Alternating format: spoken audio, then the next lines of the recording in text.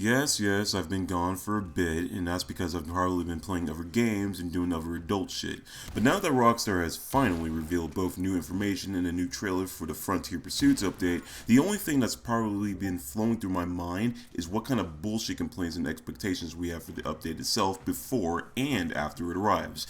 Note that this is only a discussion that we'll be having with little to no information over the new update, since all of that can be found in the description posted below. So, shut up, clock in, and load up. It's time for the talk.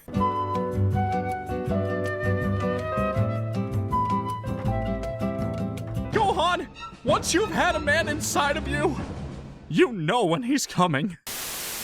So, next week will be the week that the Frontier Pursuits update will be released and be the talk of the saloon, but for how long is it going to be mentioned before we, the consumers, get bored with it altogether and ready ourselves for the next update that will take even longer than the previous ones? When it comes to Rockstar Games, or Take-Two Interactive for that matter, I will admit that they don't necessarily communicate with us as much as they should. It's like how I, an introvert, am not the biggest person when it comes to calling someone or communicating with other individuals on a daily basis.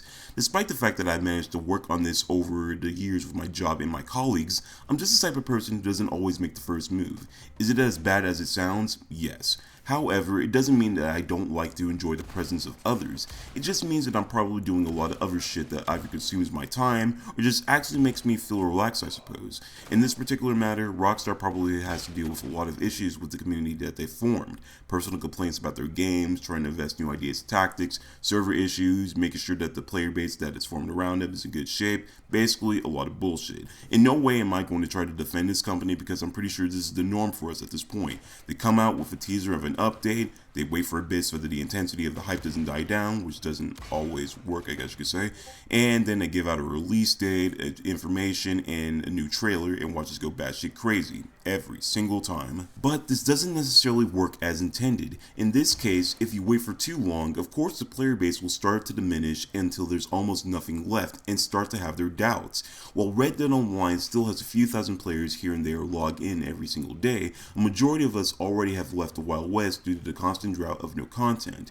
Even though we've been given multiple forms of opportunity to gain money, XP, gold, and other items, most of us saw it as Rockstar dodging the question of where the actual content is.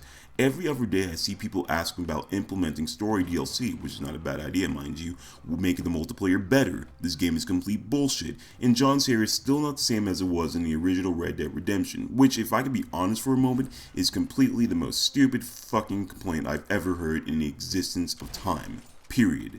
It's a hairstyle. Get the fuck over it. It's at this point as to where I even wonder if the new update will even change the mindset of some players and hopefully have their familiar faces return. As much as I hope for this to happen, there's a good chance that it won't. Just like every other downloadable content that existed before this one, it may not hold up to the expectations that most individuals have set before it even came to fruition. Are we at fault for setting the bar a bit high? In this case, not really, no. We just want to see it executed properly. But then again, not everything is going to be as smooth as you saw it in the gameplay trailer. Just look at the content and the updates that GTA Online has had over the many years. And before you do say anything, I do know that the base state of Grand Theft Auto Online had way more content than what the Red Dead Online beta should have had. But, you know, that's the point, but that's not necessarily the point, I guess you could say. Screw it. It took damn near 6 years before the casino update came to life in Grand Theft Auto, and after just a few weeks, it was suddenly not what everyone was necessarily expecting.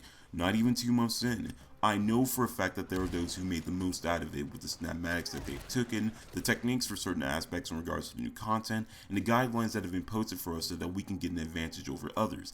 I even pop in from time to time to get a few coins, try my luck in the slot machines, lose my money to the slot machines, unfortunately, do a few missions, and then save my shit. And I'm not even the biggest guy when it comes to Grand Theft Auto Online, if we're being honest. But when we set a ridiculously high bar for something and not get the best results, it's no wonder we get disappointed rather quickly, and that's for any game.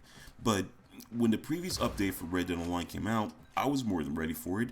There may have been a few things that I didn't like at first, and it sure as hell may have left a bad aftertaste in my mouth, but at the end of the day, I was satisfied that they delivered this to us. I was satisfied that they actually communicated with us through this content. And afterwards, I just continued what I normally did and grind for the bare minimum, even if there were times the payouts, the players, the economy, and even the game itself screwed me over. It all just came down to just setting goals and persevering through the constant crap hand that's been given to me. And I know for a fact, more or less, that this new update will provide new challenges that we'll surely overcome, but honestly, that just depends on us. There will be shit that we will not like, and most of us will complain about said shit that we have no control over, whether it be bitching through social media or YouTube, since everyone and their grandma does it, including me. Whether or not the Frontier Pursuit update lives up to certain standard depends not only on how well the dev team at Rockstar executes it, but how we, the player base, put our time and effort into it and not throw it away in the garbage after only 2 weeks of playtime. And that's all I basically have to say. But other than that, I hope you guys are excited for it as I am. Until next time, love you all and peace.